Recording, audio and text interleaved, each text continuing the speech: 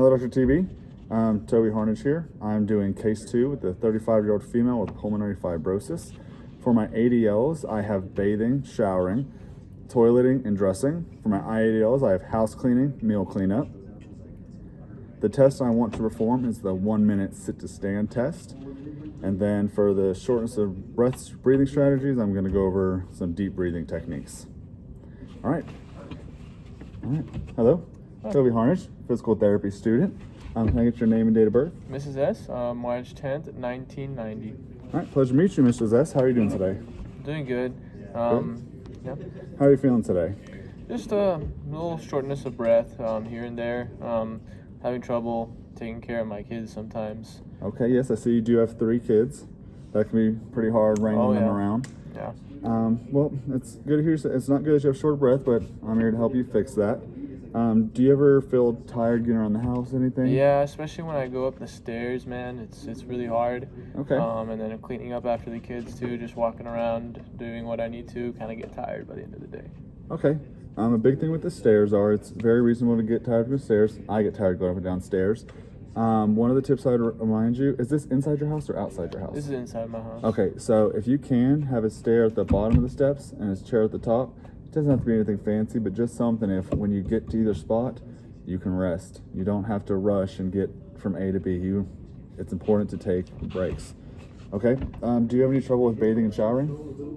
Sometimes it's kind of, I get kind of like tired after I finish.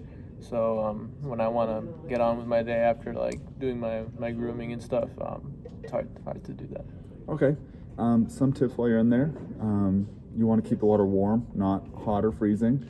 That'll help keep you nice and relaxed. Have a shower chair available. They make some that can go half and half in the shower, or if you have a big enough shower, you can put a whole shower chair in there. You get tired, you can sit in there, get your little scrubber, or even a shower head that can come off. That way you're not having to work as much and have to get up and down to get all the hard to reach areas. Another way, just for safety, you can always put a flower mat and also a mat down in the tub. Now, if you get tired, you don't slip. We don't want to cause any accidents. With that said, if you do get tired, I would have a robe available. I understand you want your independence, so you may not want to like the feeling of a wet robe on you, but if you're too tired to dry yourself off, a robe can be a good alternative. So you can sit down, rest, put the robe on, maybe brush your teeth at that point, and then get up. Hopefully the robe has dried you off, and if not, you can continue wiping yourself off. Okay, and then from there, have you noticed if you get tired getting from the toilet, there's options. There's the more expensive options and the cheaper options. You could always have rails put in around your toilet seat. That way, if you get tired sitting down or getting up, you have that option to help you up. The option that I would recommend, it's cheaper and it's not as permanent, is just a little toilet chair. So it goes over the toilet, has a hole so that no mess, and I'd recommend one with arms. That'll really help get you up and down so you can have that independence and not have to rely on someone helping you. The next thing is dressing. Big part of your day. After the shower, you're tired. I would say before you start your shower, get the clothes you want laid out, put them over your bed so that you're not having to rush and do more things than once than you need to. You can do one thing, take your time doing it. That's really important. Break 10-15 minutes, go do the next thing. Okay? So once your clothes are laid out, I want you to, as much as you can, get dressed. When you get short of breath and you take a break, sit down. I'll teach you some techniques in that mode. But that'll really help concise your day and make it not as awful when you get tired, okay? Mm-hmm. Okay. And then now for your IADLs, the things that, don't need to be done, but they need to be done for your peace of mind. So you're a stay-at-home mom, you have 3 kids and a husband to take care of. I'm sure the house gets messy. Yeah, it does. Okay. Well, I want to help give you some tips for house cleaning, okay? So I understand it helps you, it can be taxing, requires a lot of energy to do housework. Whether you're sweeping, vacuuming, cleaning the counters, I want you to make sure that you have a spot to sit whenever you get tired. Even if that means you have a little rolly chair with you, you vacuum and you have the chair behind you. That could be more energy than it's worth. So maybe if you know that you're going to vacuum this square of carpet, put the chair on the other end. That way, if you get tired, you can sit down and take your rest. Another one thing is you have kids. I believe one of them is 11 and 8. Yes. They could be old enough to clean their own rooms, and pick up around the house for you also. You don't have to do everything yourself. They're getting old enough that, just tell them to keep their room clean if it's something you want, and if they need to help you, do with that. For meal cleanup, have the kids clean up their plates, put them in the sink, put them in the dishwasher for you. Other than that, the cleanup part of that, when you're prepping the meal and cooking it, it would help to have all your ingredients out and ready. Take your break, rest, it's important. Cook, use items that can be multi-purpose so you're not sitting in the kitchen cleaning all day. So the item that you cook with, maybe you can serve with, or even put it in the fridge once it cools down. That's important. Storage-wise, I would say for you, try to keep things mid-level. Don't need things too high or too low unless your kids can help you with any of that. Okay. And again, you don't have to take all this on by yourself.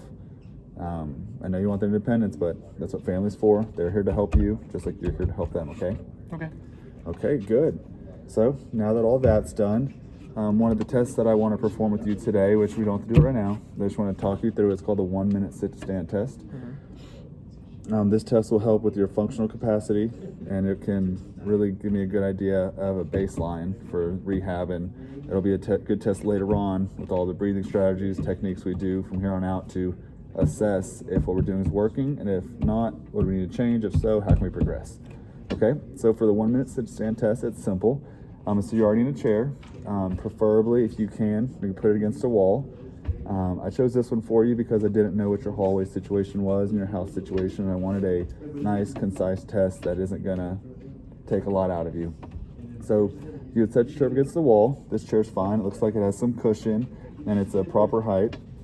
I want you to try to stand up and sit down from your chair as fast but as safely as possible for 1 minute. You will start your timer once you, not begin rocking forward, but once your bottom comes up, I will start your timer. And then from there, it's your job to stand up straight, and then sit back down. Now you don't have to sit down and just relax in the chair. You can sit down and then stand back up. And again, the whole goal of that is to do it as safely but as fast as possible. Okay. Oh, and it's important for the chair to be armless. I don't want you using your arms to stand up. Sounds good. No cheating. Yep. Okay. And you notice shortness of breath. For that, if you ever feel real shortness of breath, you have dyspnea, and you just feel like you can't fill your lungs up all the way, or if you're anxious, another thing, because it can be scary when you lose your breath, I want you to sit up. I want you to just try to relax, sit up straight, and just take a deep breath in through your nose. Hold it for about 2 to 3 seconds, and then breathe out. If you need to, you can do a thing that's called a pursed lip breathing, which is like you're blowing out a candle. Don't let your cheeks blow out, but just keep your cheeks tight and just slowly breathe out. That'll be really good for you. And you can do that multiple times until you feel your shortness of breath go away. But if you notice as you're doing it, your shortness of breath gets worse, I want you to stop doing that and just take a couple normal breaths. But that'll just help calm you down and get you back to where you need to be. Well, that's about all the time I have left. Do you have any questions for me that I can help you answer? No, I think you covered everything. Sounds like it'll help. Awesome. Thank you. Thank Hope you. you have a good day. You too.